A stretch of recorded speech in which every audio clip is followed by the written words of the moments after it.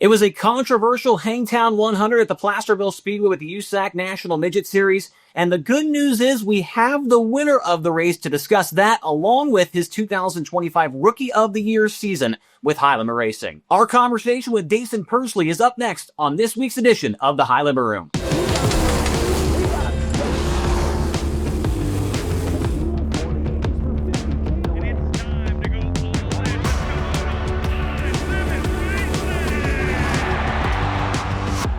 All right, we are joined this week on the High Roller Room by Daison Pursley, the Rookie of the Year in 2025 with High Roller Racing. And Daison, the funny thing is, we had this planned well before the Hangtown 100 weekend happened. And of course, a couple things happened over at the Hangtown 100 weekend.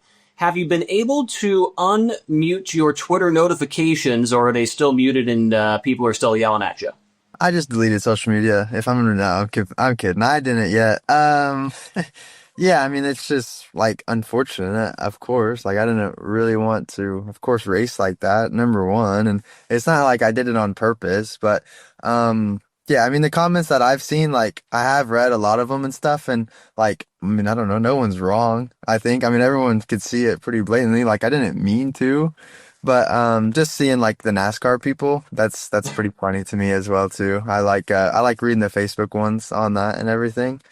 But no, it sucks. I mean, it was crazy, but yeah, just I don't know, not the best look by me on my end for sure. Well, as Chase and I talk a lot on this show, Daison, the internet is typically where we all like to go for our most like truthful, factual, impactful updates and opinions. So good on you for heading to the comment section. That's usually where the most correct people tend to be. Hey, obviously that race didn't go the way you wanted to. I thought you gave great interviews. I thought Kyle did a good job in his interview, kind of just explaining the situation. It sucked, but it happened. You continue to just race as many cars as you can. I talked about it in your intro at the banquet, and I feel like some people could look at, he's this full-time 410 wing driver. He's staying involved in midget racing and micro racing. And some people might look down on that a little bit or go like, what's the deal? Why is he so invested in it? But midget racing's got to be as cutthroat and as competitive as any other kind of car you race. Is that the main reason you stay involved in all those different forms of racing? I mean, yeah, I think that you just it just helps you. It just there's really not, I don't think, too many negatives that really come from it with racing every single weekend. So I feel like when High Limit or the Sprint Cars has an off weekend, like I still want to race if I somehow can, and it makes sense for me to go race. And I've been fortunate enough to be with a lot of great midget teams with Keith and Chad and Andy Reinbold that like allowed me to, I feel like, do good in the midget stuff for sure to show my craft. And then now being with Chad, like he allows me to always have a car when I want to come back and race. And it's a competitive car that's going to run up front. So I know if I do my job and everything that like we'll have a shot to win. And that's what I want to do. I think is just keep my confidence up, after going through the struggling times and the wing things and all that, to go still race up front in the midget and be competitive and, still want that like winning edge and try not to lose sight of, the winningness that you have to have. Well, you definitely win a lot. I mean, maybe not as much this year as on the wing side of things, obviously, as you had a big step up in competition. But you were able to get that big victory at Lernerville, $30,000, of course, and went on to win the Rookie of the Year. A very, very good season, considering you had less than 30 starts under your belt going into 2025. But one of the bigger things that happened here during this offseason, one of the bigger announcements, of course, was Brad Sweet retiring at the High Roller Racing banquet. And then just a few days later, we find out that you will be his replacement. I don't know if you've talked to many people on a podcast forum like this about this whole move and whatnot, but you got a couple races in at Charlotte. But what has it been like here the last couple of weeks, being the new face, I guess you could say, of Kasey Kahne Racing? Yeah, it doesn't really feel real still yet. it was, tough at Charlotte, like results wise and stuff didn't really look the best, but I felt like it was a huge weekend for me to just go in there and, learn what they have going on, get to build that relationship with Kasey and all those crew guys and stuff. And then, yeah, I already lived in Mooresville, so the shop situation of me just going to be able to hang out with the guys and build that chemistry was something that I think is huge. And yeah, I think it all started off on the right foot, but like I said, I mean, it still feels like a dream when you first walk into that shop and everything. It's just, it's unbelievable by all means. And, yeah, just to be able to, have an opportunity like this is extremely crazy, and, just super excited to get, started, next season.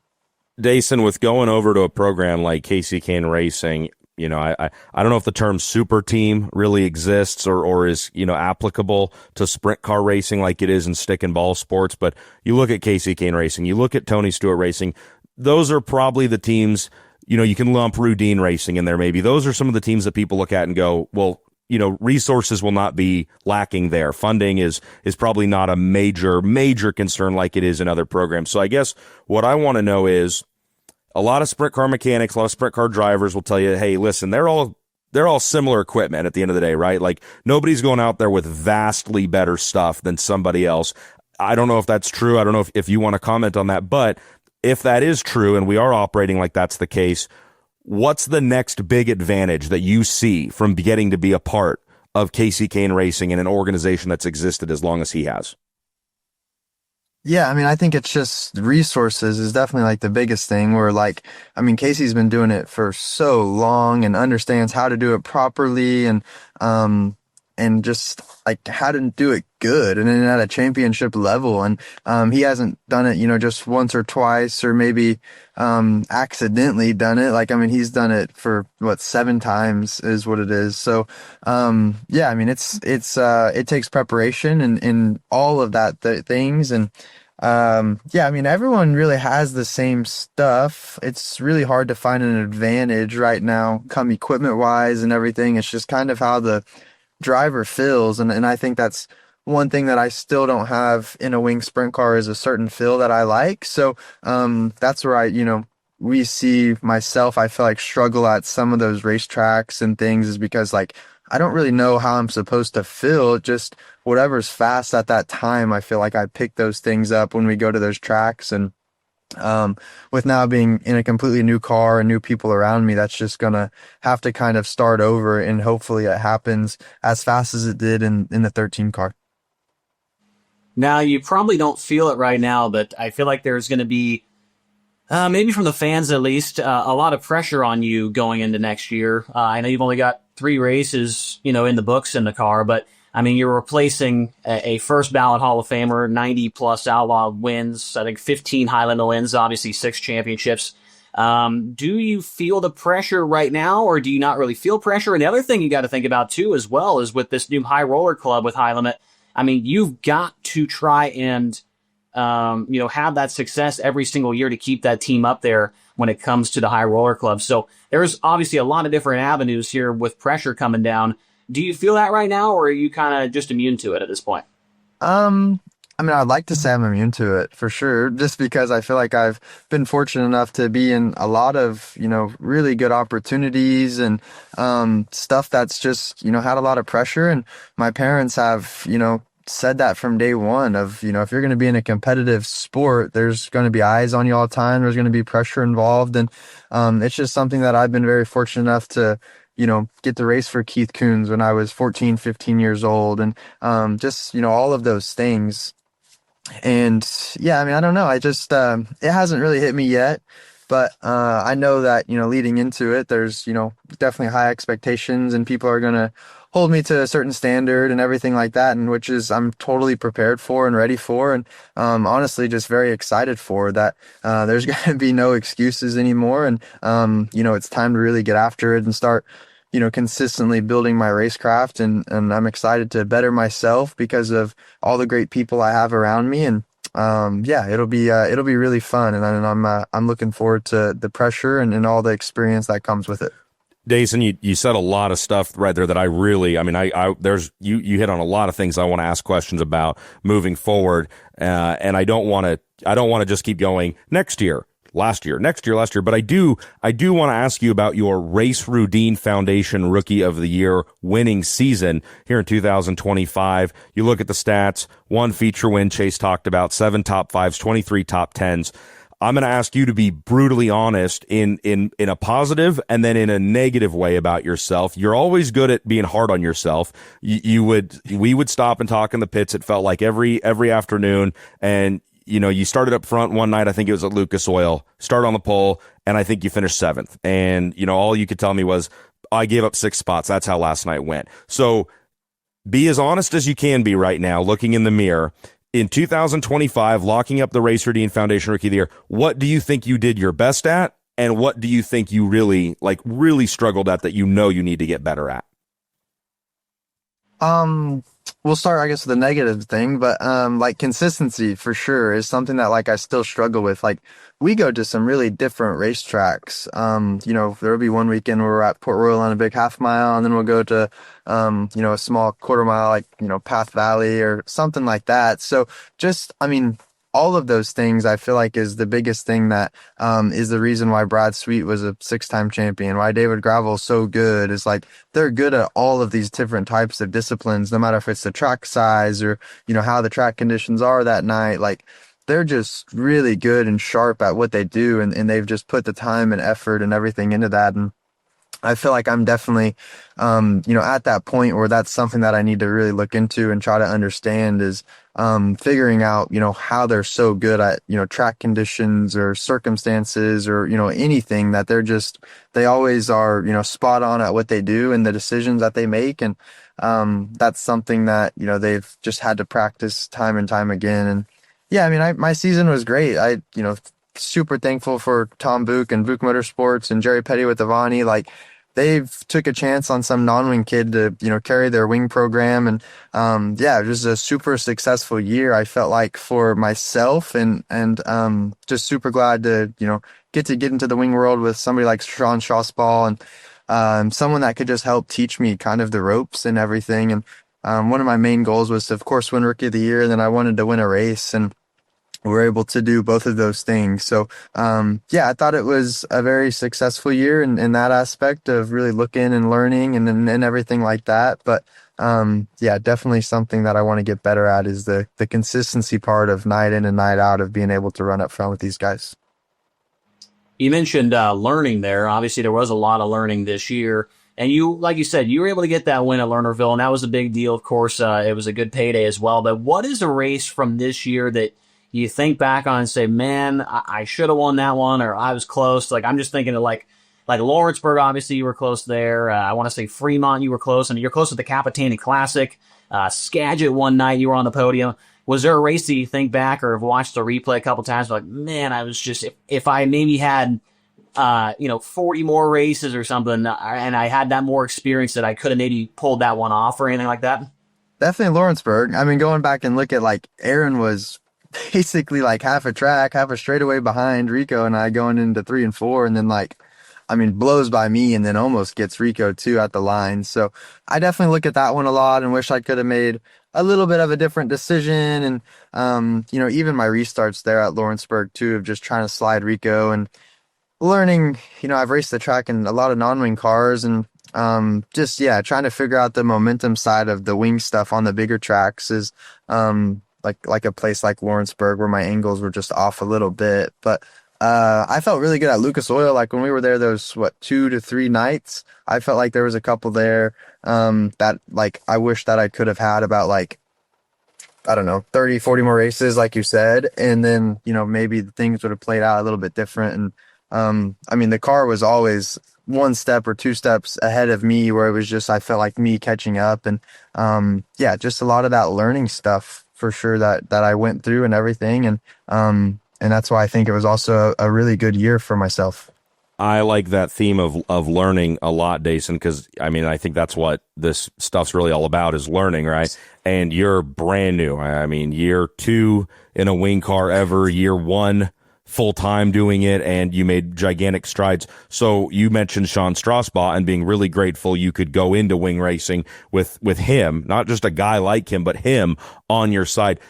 Who do you think of right now when you think of like has had a massive impact on your wing sprint car career? And maybe it is Sean. Maybe he is the most impactful, but is it Sean? Is it Sean and XYZ? Who are the people that you think about that you go, man, I'm really glad that I have them on my side right now doing this thing for the first time at such a high level? Yeah, I mean, definitely Sean is the first person that, taught me everything, or, really critiqued a little bit of what I was doing or what I could do better. And that's really what I needed, was somebody like that to come and just tell me how it is. And Sean was very good at that. And just helped me like a ton of just getting up to speed, understanding, how these people race, just because he's done it for a while. And yeah, and then I would say like on the driver side of things, I always leaned on Tyler just because of him coming from the USAC side of things. And even when I was younger racing the USAC stuff, like Tyler was, probably the best at that time when I was, coming up through those ranks. So just being able to talk to him on the driver's side of it was, really good. And then, like I said, Sean, when you have a different perspective on the outside of what a crew chief sees, it was also very good as well too. So with those two people, I think it was, definitely easy for me to go talk to somebody, and they always had really good answers. And if they didn't have an answer, they would, sit back and think about it a little bit and come back to me, at a later time, and we could still talk about it and try to figure it out together. One of the question marks with you and this team going into next year is the crew chief situation. Obviously, it was kind of a weird deal this year with Brad and Kasey, and Kasey had Eric, and then Brad had Ty, and then Ty's gone, Eric's gone, and then Kasey had to come over, and Andrew had to come in. What is the situation, if you are able to elaborate on it? I've heard a couple things, on Rumor Street down the road over here, but what exactly is the word on that, if you're able to let us know? Yeah, so it's actually going to be like really good. Jarrett Martin, who I used to work with at KKM, Keith's side of things, he started working around Knoxville time with them, and they just got through the year with Kasey kind of being the crew chief on Brad's last year, and then Jarrett was there, and Tate, and then Andrew as well.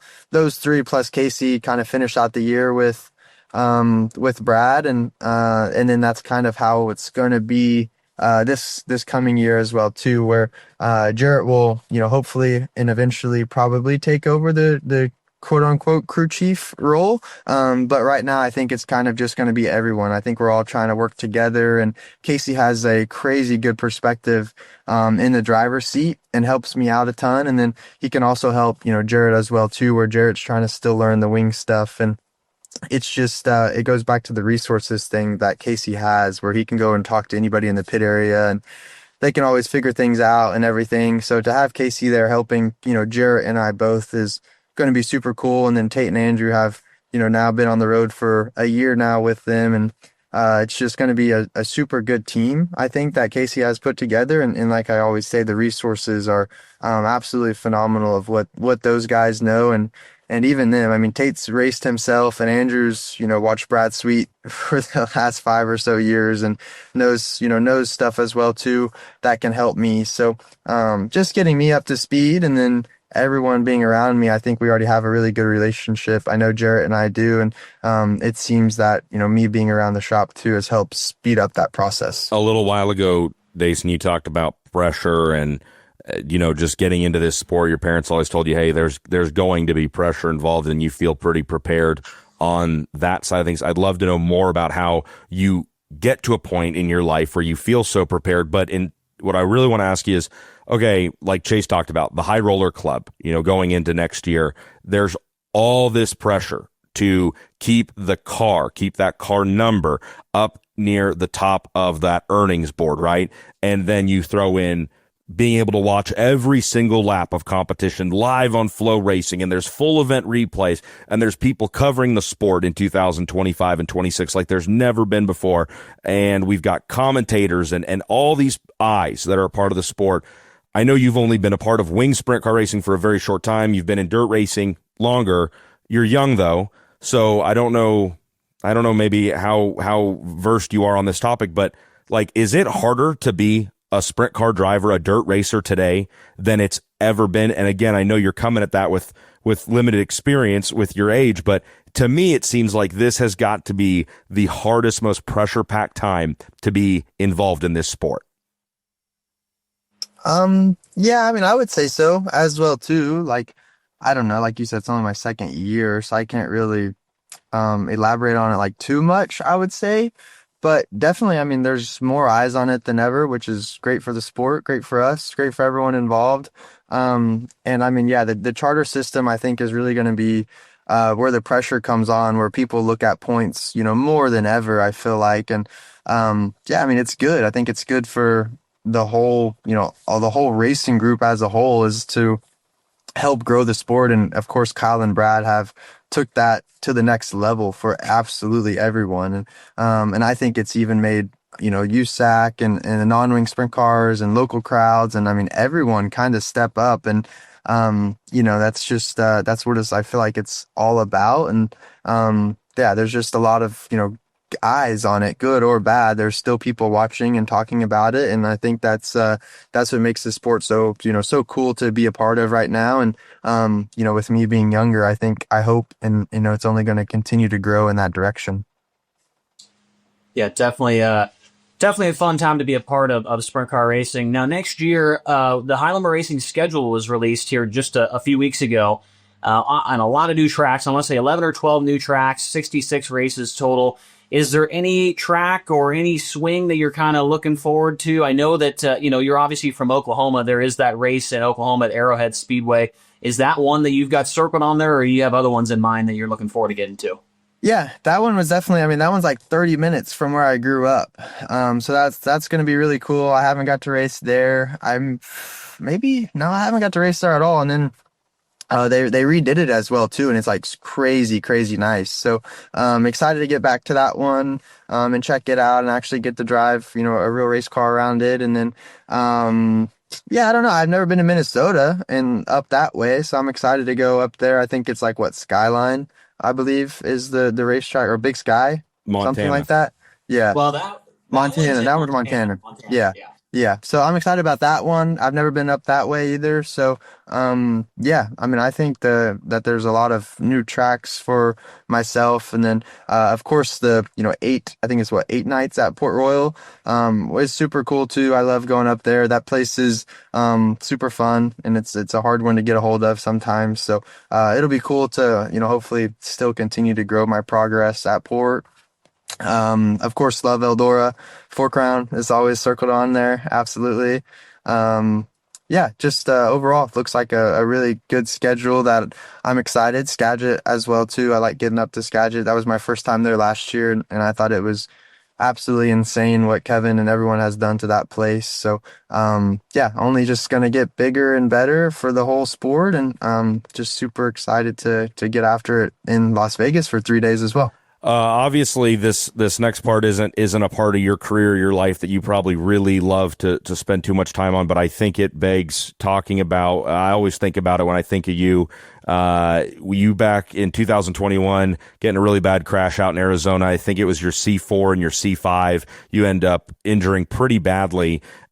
Today, you're obviously totally physically capable of racing a midget, racing a micro, racing a wing car, racing a non-wing car. So it's not a question of like, oh, is it safe this guy's doing it? But you and I have had discussions as late as 2023 where, you still feel some of the lingering physical effects from that crash that put you in the hospital for months back in 2021. How are you physically these days? Again, I'm not looking for a gotcha moment. You're clearly able to operate a racing vehicle safely, but just what is it like years on now since that injury for you to make the recovery the way you did? It inspired a ton of people. You made a lot of people really happy and proud of you by coming back and getting back in a race car. What is life like competing these days after suffering such a major and terrifying injury? Yeah, it's, definitely different. It's, something that is life-changing by all means, and just have a different, look kind of on life and on racing in general. I'm just super thankful to, let alone be in a race car, and then let alone have success in a race car and have amazing opportunities that I've, gotten to have, and I feel like a short career so far. And yeah, it's really crazy, honestly, to look back at it. And yeah, it actually just hit what, 4 years, I think Yep, is what 4 years in hit. So November. yeah, like 4 years to it just doesn't feel like it's been it feels like it's honestly been forever ago, but then you really think about it, it's only been 4 years. And then the things that I have got to achieve in those 4 years is really cool as well too. But yeah, there's some couple lingering effects. I got a couple, like I call them weather detectors. I can tell when it's gonna rain here soon. My body will get tightened up and stuff. But yeah, no, in the race car I have nothing that holds me back by any means. It's really just the everyday life stuff that I still kind of catch myself doing. I still do like acupuncture needles and dry needling and stuff to just like loosen me all up. It just feels like I'm seized up. I need a couple cans of WD-40 sprayed on me in the mornings. But yeah, no, it's just part of what we do. And yeah, just sometimes unfortunate stuff like that happens. Yeah, as Tony mentioned, that was 2021, so you were about, what, 16 or 17 years old. I want to talk about something that happened, or that was funny, I thought, that was not from 2021. It was a lot longer before that, but one of my favorite parts about the whole KKR announcement was the picture of you and Kasey, and little chubby Daison and Kasey Kahne, and the best part was you were number 9 when you were, really getting going in micros and stuff, and like that whole moment of like, you as an 8-year-old or whatever with Kasey Kahne in front of your own number 9 micro. I thought that was like one of the best parts of the whole announcement. Yeah, no, it was super cool. BWOX did some digging on those. It's his specialty. I think he said he went on Mom's Facebook. So, I mean, that had to be like a 2 to 3 hour thing by all means of looking at all those. And he even found some more even embarrassing ones that I'm glad didn't make it to social media, which is good. But yeah, no, it was cool seeing that stuff as well too. I've when my dad raced modifieds and late models back in the day, he was number 9, and that's just, the reason that I was 9 was because of my dad, and then the reason that I liked Darren Pittman and Kasey Kahne was because they were 9 when I started watching sprint car racing as well too. So just really cool. I mean, even like the Darren Pittman part of being from Oklahoma and just all of that stuff just is, really cool, and seems like it just makes a full circle moment when you actually like look at it on social media. So I agree that it was like super cool that BWOX found all of those old pictures, even though that I was definitely shorter and a little bit wider, I think, as well. And that's all right. I was shorter and wider when I got to High Limit and traveling on the road. I wasn't shorter. Now I wasn't really shorter. I was just wider. I talked to you about this a little bit here and there, Daison. I mean, like, there was a point last year, I think we got up to Wisconsin, and you were like sitting on the state border in your truck waiting to find out what we were going to do with the races in Wisconsin that week at 141 and Red Cedar, because if we weren't going to run one of them, you were like was that midget week? What were you waiting to get back to? Yeah, that would have been midget. So yeah. you're this super classic throwback racer, right? Where, again, I talked about it in the beginning. You seem to race anything. I hit on it at the banquet. You, doesn't matter, micro, crown car, midget, wing, non-wing, you race anything. And again, I don't know if you do that because you saw guys like Tony and Kyle do it, Stewart and Larson. I don't know if you just do it because it's a lot of fun and you're really good at it, but who do you model your career after, if you model it after anybody? And do you want to see that kind of style take you to the levels that it's taken Kyle Larson and Tony Stewart? Do you want to have a career past sprint car racing and on Sundays on pavement? Are you inspired by those guys, or do you not really give it any consideration? Yeah, I mean, I would say I definitely think about it. I think Kyle Larson and Tony Stewart are, so good at what they do, especially Kyle, just because like he just races everything. Like he has so many different experiences because of all the types of cars that he races and different feels that he has, because he just races everything. So I think that it's good to experience, all of those things in a non-wing car and a wing car and a micro, like everything. And like, to me, we just in racing, like we can't go outside and grab a basketball and like practice and shoot it in a hoop. We have to, go out there and actually like race. And it only happens when you're growing up on Saturdays, and you can never really just practice. So in my mind, when I just race all the time and as much as I can when it financially makes sense, like it's just going to be good for me in the longer run if I can take care of my body and not really get too tired and lose focus and stuff like that. But yeah, I mean, I would say that definitely Kyle of my generation is who everyone, wants to be like. He's the best of our generation by far. And just really appreciate, like, the more I've done it and stuff of jumping around in cars, like, the more I appreciate somebody like Kyle, Christopher Bell, like Rico, when Rico was jumping around in midgets and winning Chili Bowl. Like, I mean, it's really hard to do when you jump around that much in those cars and be spot on every single night. And it's definitely just something that I love to do. I love racing. It could get all taken away from you in a heartbeat. So when the sun is shining, I think I want to just I just want to take full advantage of it. And every time that someone asks me to race their car, like, I have a very hard time saying no. So I just race as much as I possibly can, and I just love it. I just think that there's nothing better in this world than driving race cars around in a circle. Final thing here, Daison. One of the things I was very curious about when I kind of heard that you were going to be the new driver at KKR and with Brad retiring was if Napa Auto Parts was going to be sticking around. And so you've had some pretty big sponsors, yourself on your cars, obviously Avanti Windows and Doors. You've ran for NOS as well, but to be representing a brand that's been around for, I think this is, what was their 100th year, I think, this season for Napa. And I mean, that's a pretty big deal. So what's it like to, be in the situation where you are now representing just an enormous company on the side of your race car next year?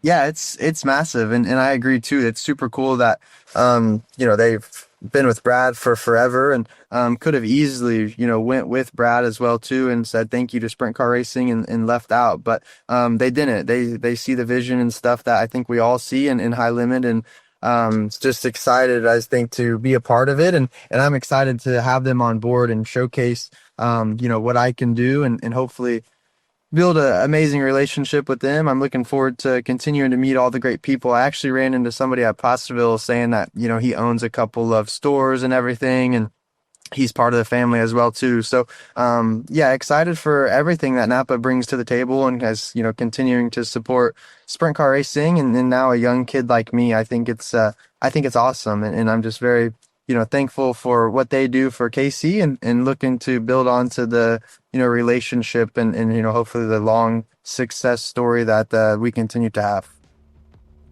Well, Daison, thanks for jumping on here. Great catching up with you, and good luck. I believe what you guys are racing this week and coming up. So good luck out there, and then we'll be watching.